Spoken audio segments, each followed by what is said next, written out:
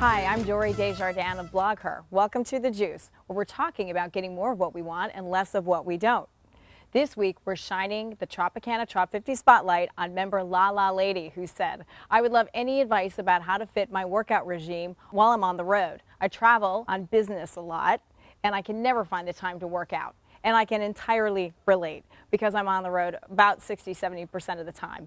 And here's the woman that I complain about this to the most. Heather Meyer, personal trainer, whose class I take on a regular basis and who has given me a ton of advice over about a year and a half now for how I can actually get workouts while I'm traveling.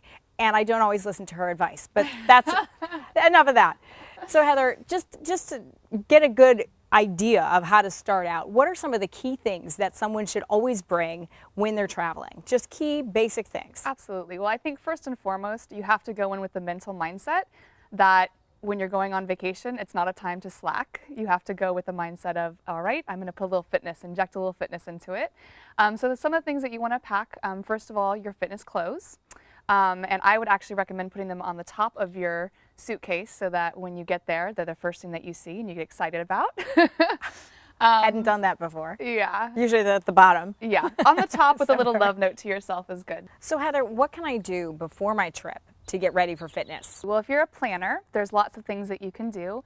A lot of hotels these days actually have gyms in them, and they're going to be smaller, but they're going to have all the basic stuff that you might need. I would also recommend calling the hotel or looking online to see if there's any parks in the area.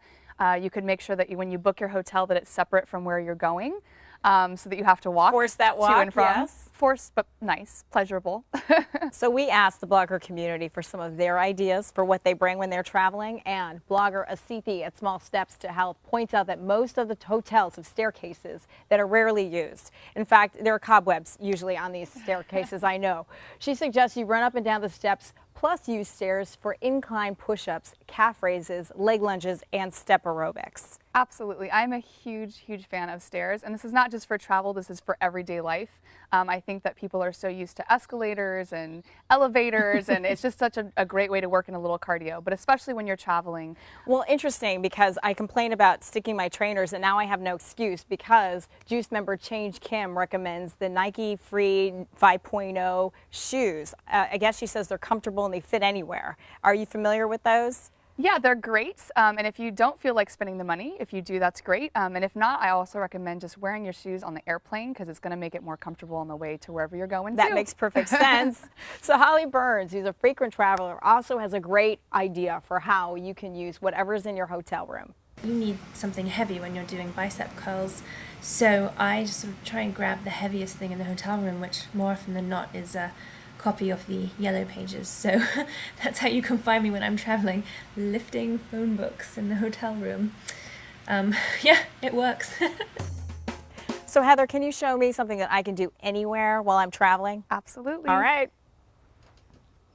So the first one that we're going to do is a plank in a push-up position. That's going to be the easier one to start with. We're going to start by holding it for 10 to 15 seconds. And if that's easy, then we can move to a more complicated one. All right, let's see. You go first, Heather. Come on down down onto your knees. You're going to make sure that when you put your hands out that your shoulders are lined up with your hands, and you're going to start in a push-up position, but no push-up. So you're going to think about pulling your belly button back towards your spine, keeping that neck nice and loose, and this is what we're going to hold. And what is that working? You are getting your entire core in this one, so there's not just your abs. You got your lower back, you got all your abs in the front engaged. You have your legs working, your glutes working, your shoulders working, basically everything, which is functional fitness. If you want to do the harder version, you're going to come on down to your elbows and forearms, hands pressed together, and you're keeping that natural curve in your spine, but you're thinking about it being as straight as possible. Got it. Can I get a try now? Absolutely. So starting straight. Elbows lined up over the hands. Am I lined up? You are lined up, and you're thinking about if I put a glass of water or your favorite beverage on your back, you wouldn't spill it. So your hips are not piking up or dropping down. Thanks so much, Heather, for the advice, as always. And thanks to Tropicana Trop50 for making the juice possible.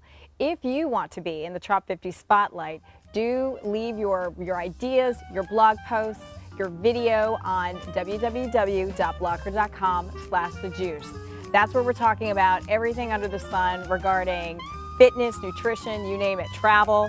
That's where we got our ideas for this episode as well. We'll see you there.